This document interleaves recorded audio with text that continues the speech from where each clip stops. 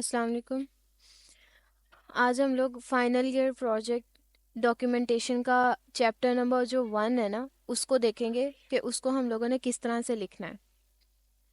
तो सबसे पहले जो चैप्टर नंबर 1 होता है हमारी प्रोजेक्ट की डॉक्यूमेंटेशन में, उसमें दो चीज़ें आती हैं। एक आती है हमारे पास प्रोजेक्ट इंट्रोडक्शन, और जो दूसरी चीज़ है वो होती है प्रोजेक्ट फिजिबिलिटी रिपोर्ट। हम दोनों को देखेंगे बारी बारी के, दोनों के अंदर क्या आता है, क्या चीज़ें इंक्लूड हैं, कौन कौन से पॉइंट हैं विद एग्जांपल्स। अब सबसे पहले हमारे पास आता है प्रोजेक्ट इंट्रोडक्शन। प्रोजेक्ट इंट्रोडक्शन हमारे पास क्या है?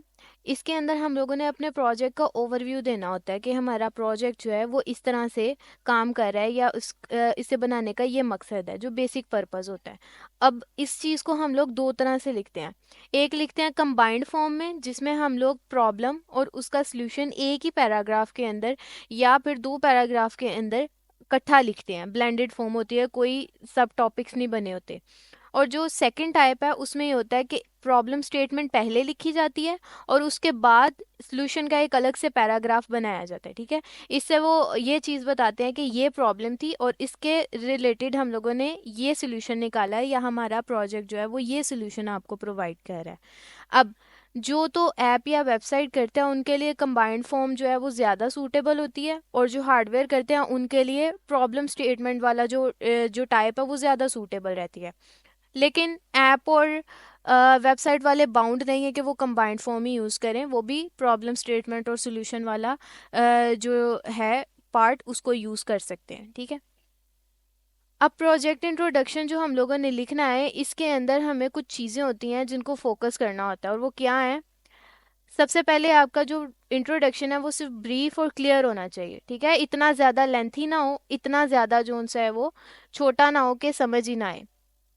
सेकंड जो सा है कि आपने मेन जो पॉइंट्स हैं उनके ऊपर फोकस करना है, ज़्यादा डिटेल्ड वर्किंग में नहीं जाना कि जी हमारा इस तरह से वर्किंग कर रहा है, ये चीज़ें प्रोवाइड कर रहा है, ऐसे नहीं। बस मेजर जो उसका ओवरव्यू है ना वो आपने प्रोवाइड करना है, जो बेसिक फंक्शन है उसका वो बताना है।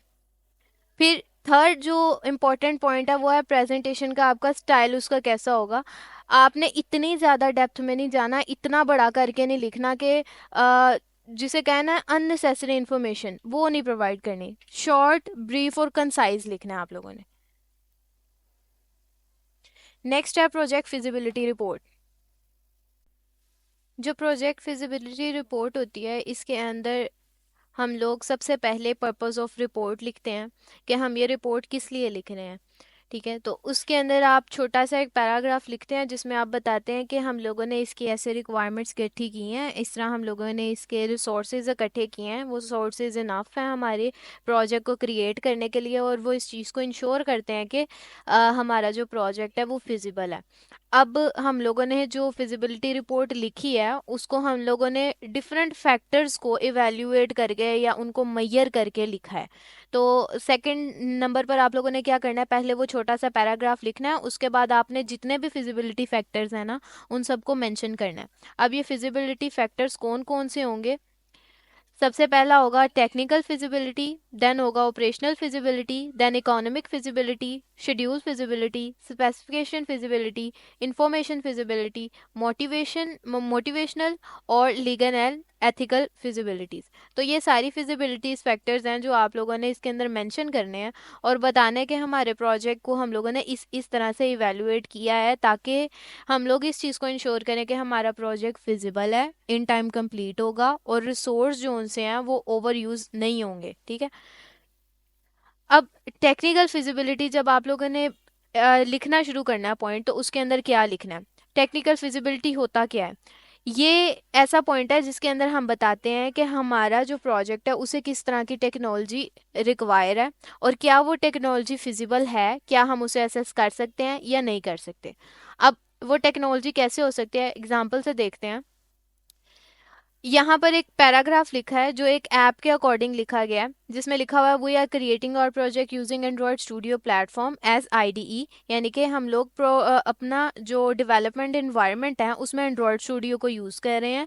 और ये हमें हमारी किस चीज़ में मदद कर रहा है, making it compatible with various Android devices, के बहुत सारे एंड्रॉयड डिवाइसेस के साथ उनको कंपैटिबल बनाने में हमारी मदद करता है। उसके बाद हम लोगों ने फर्दर उसके इंफ्रास्ट्रक्चर को इन्हेंस करते हुए बताया कि इसमें ये टेक्नोलॉजी यूज़ हो रही है, जैसे कि फायरबेस या सुपरबेस हम लोग यूज़ कर रहे हैं डाटाबेस के लिए।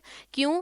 क्योंकि ये हमारे प्रोजेक्ट को सिक्योर क्लाउड स्टोरेज प्रोवाइड कर रहा है और ऑथेंटिकेशन जो यूज़र के लॉगिन के लिए सिक्योर ऑथेंटिकेशन प्रोवाइड कर रहा है। ठीक है, हमारी जो उनसे स्किल टीम है वो इसको हैंडल कर रही है ताकि इसकी डेवलपमेंट, इसकी टेस्टिंग जो उनसी है वो स्मूथ परफॉर्मेंस को इंश्योर करे। ठीक है, इस तरह करके आपने इसकी जितनी भी टेक्निकल फिजिबिलिटी है उसको लिख लेना है। नेक्स्ट जो होगा आपके पास वो आएगी ऑपरेशनल फिजिबिलिटी। ऑपरेशनल फिजिबिलिटी क्या होती है? ये बताती है कि जो हमारी ऐप है क्या वो स्मूथली फंक्शन परफॉर्म करेगी, क्या वो हर दिन जो हम लोग टास्क परफॉर्म कर रहे होते हैं उन्हें इजीली कवर करेगी। तो इस चीज़ के अंदर हम लोग किस तरह की फिजिबिलिटी लिख सकते हैं?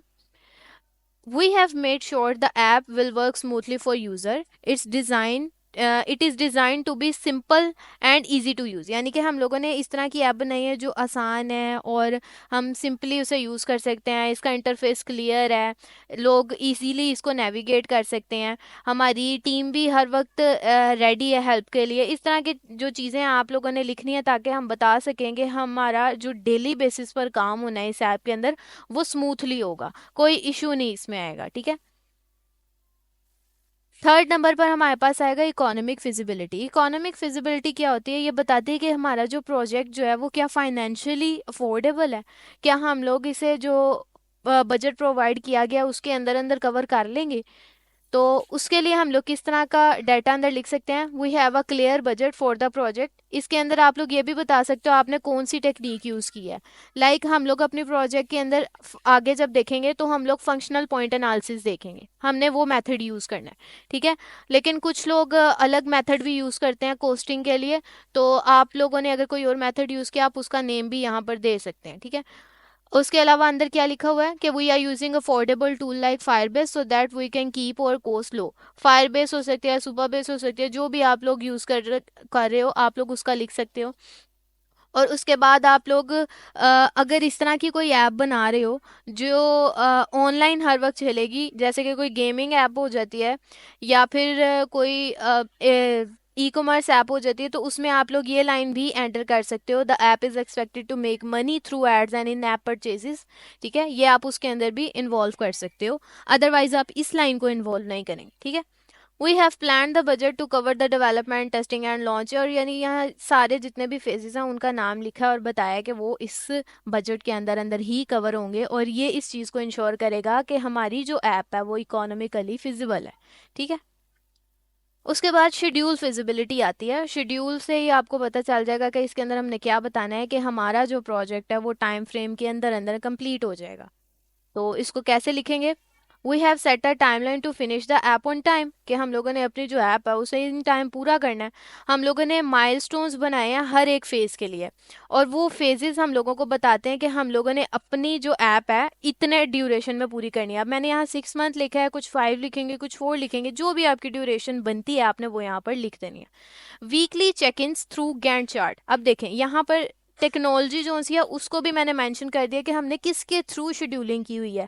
इससे पता चल जाता है कि आप लोगों ने क्या अपनी डॉक्यूमेंटेशन कितने फोकस से लिखी हुई है। ठीक है, weekly check in through Gantt chart will help us stay on the track, यानी कि हम लोगों को बताते हैं कि हम लोगों ने अपना काम जो है वो किस तरह किया है। अब जब चेकर इसको चेक करेगा, देखें इसमें कोई इतनी मुश्किल वर्डिंग नहीं है, सिंपल वर्डिंग है, आपको भी समझ आ रही है। ठीक है, आप लोग समझा सकते हो किसी को भी easily. We have also consider possible delays, यानी कि हम लोगों ने डिलेज के लिए, जैसे कि अब यहाँ 6 मंथ है, आप कह सकते हो कि हमारा तो 5 मंथ में पूरा होने वाला था, लेकिन हम लोगों ने क्योंकि डिलेज या कोई अनएक्सपेक्टेड जो इवेंट्स होते हैं उनके लिए डिलेज को कंसीडर किया है, इस वजह से हमारी ड्यूरेशन 6 मंथ तक गई है। ठीक है, ये कब होता है? ये मोस्टली तब होता है जब आप लोगों की डॉक्यूमेंटेशन चेक होती है। शेड्यूल फिजिबिलिटी में 6 मंथ्स होते हैं मोस्टली। और जब हम लोगों ने आगे कोस्ट मेजरमेंट के अंदर कोस्ट के को चेक करते वक्त हम लोग जब ड्यूरेशन निकालते हैं तो वहाँ मोस्टली 5 मंथ्स निकलता है, ठीक है। जो ड्यूरेशन प्रोजेक्ट की निकलती है वो 5 मंथ निकलती है।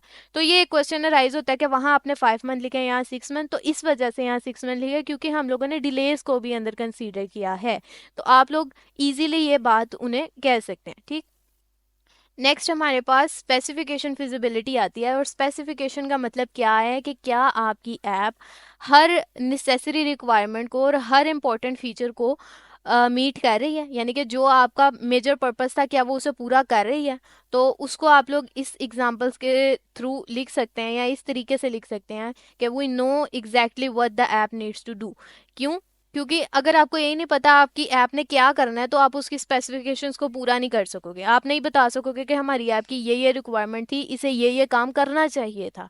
अगर आपको ये पता है कि आपकी ऐप को ये काम करना चाहिए था, देन आप लोग क्या करते हो, इजीली उस हर एक टास्क को पूरा करते हो और आप कहते हो कि हम श्योर हैं कि हम लोगों ने अपनी ऐप को अच्छे तरीके से कंप्लीट किया। It will include feature like user login, real time syncing और पुश नोटिफिकेशन, ठीक है। लाइक अगर कोई वेदर की ऐप बना रहा है तो वो वेदर अपडेट्स के लिए कोई एपीआई वगैरह का यूज़ कर रहा है।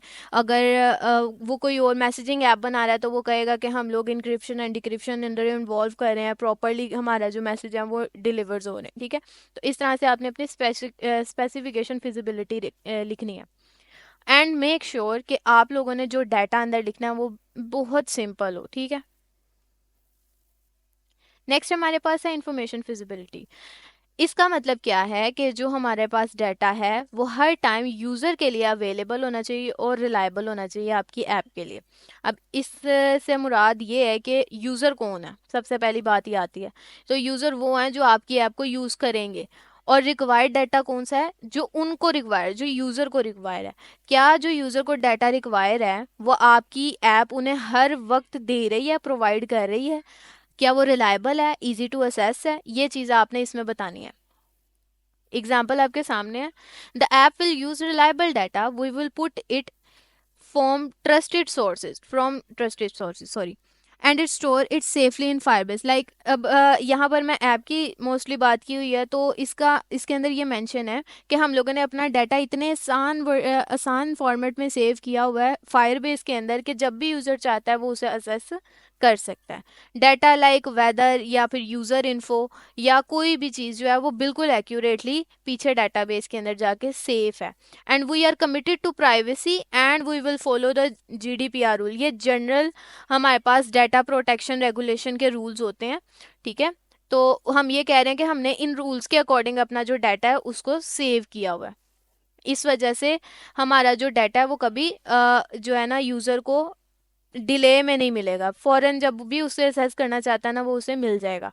Data will be backed up regularly to prevent the data loss. और ये भी एक मेथड है, आप लोग अपने फिजिबिलिटी इंफॉर्मेशन में इसको ऐड कर सकते हो कि हम जी अपना डाटाबेस जो है उसको बैकअप करते हैं ताकि हम लोग अपने इंफॉर्मेशन को रिलायबल बना सकते हैं। नेक्स्ट हमारे पास है मोटिवेशनल फिजिबिलिटी।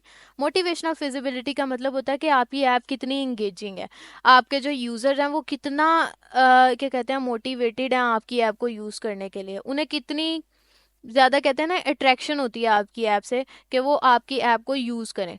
तो उस चीज़ को आप लोगों ने यहाँ पर बताना है। और वो कैसे है, we want users to make using the app. हम चाहते हैं कि हमारे जो यूजर्स हैं वो हमारे ऐप को मुसलसल यूज़ करते रहें। और उसके लिए हमने क्या किया है कि कोई रिवॉर्ड सिस्टम ऐड किया है। ये हम लोगों ने अगर कोई क्विज टाइप की कोई ऐप बनाई है तो उसके अंदर हम लोग इस चीज़ को एंटर कर सकते हैं। User earn points and complete their task and then they receive the reward. इस तरह करके आप लोगों ने इसके अंदर चीज़ें लिखनी है। अगर आप लोगों ने ये काम नहीं करना, यानी आप कोई सिंपल ऐप बना रहे हो तो उसमें आप कह सकते हो कि हमने इंटरैक्टिव कोई कंपोनेंट्स ऐड किए हैं, बटन्स ऐड किए हैं, एनिमेशंस ऐड किए हैं जिनसे यूज़र जो से हैं मोटिवेट रहते हैं आपकी ऐप को यूज़ करने के लिए। लाइक नोटिफिकेशंस भी उनको रिसीव होते हैं and other things. And lastly legal and ethical feasibility आती है जो कि बताती है कि हमारी जो ऐप है वो लीगल है और इसके अंदर हमने इस तरह के सिक्योरिटी रूल्स अप्लाई किए हैं कि अगर कोई प्राइवेसी इशू होता है तो जिसने प्राइवेसी तोड़ने की कोशिश की है उस पर चार्जेस अप्लाई होंगे, यानी कि उसके खिलाफ कोई भी लीगल एक्शन लिया जा सकता है। ठीक है, अभी से हम किस तरह मेंशन करेंगे, the app follow the legal rules. हमने ये जीडीपीआर जो है इसके अकॉर्डिंग जो रूल्स हैं उनको फॉलो किया हुआ है। अगर कोई इन्हें तोड़ेगा तो उनको कोई फाइन हो सकता है या इस तरह की कोई चीज़ें आप लोग अंदर एंटर कर सकते हैं। और इसके अलावा आप लिख सकते हैं कि हमारी ऐप के अंदर कोई इस तरह का अनएथिकल बिहेवियर नहीं है। हाँ, बाहर से कोई यूज़र आके तो इसमें कोई अनएथिकल टास्क या इवेंट परफॉर्म कर जाए तो वो अलग बात है। ठीक है, वो तो डेली बेसिस पर डाटा हैकिंग के हमारे अटेम्प्ट्स होते रहते हैं। लेकिन हम लोगों ने अपनी तरफ से पूरी इसमें कोशिश की है, पूरे रूल्स अप्लाई किए हैं, पूरी इंक्रिप्शन एंड डिक्रिप्शन किया है ताकि हमारा जो डाटा है वो सेफ रहे और हमारा जो यूज़र है वो इजीली अपने डाटा को सिक्योर कर सके। ठीक है, तो यहाँ तक थी आपका चैप्टर नंबर 1। आई होप आपको इसकी समझ आई होगी। सारे पॉइंट्स जो हैं एग्जाम्पल के साथ हैं, आप इस मटेरियल को भी ले सकते हैं जो यहाँ पर लिखा गया है एज एन एग्जाम्पल, और इसे अपने अकॉर्डिंग चेंज भी कर सकते हैं। ठीक है, remember to use easy wording in your documentation so that you can describe it or you can explain it to the examiner easily. Okay,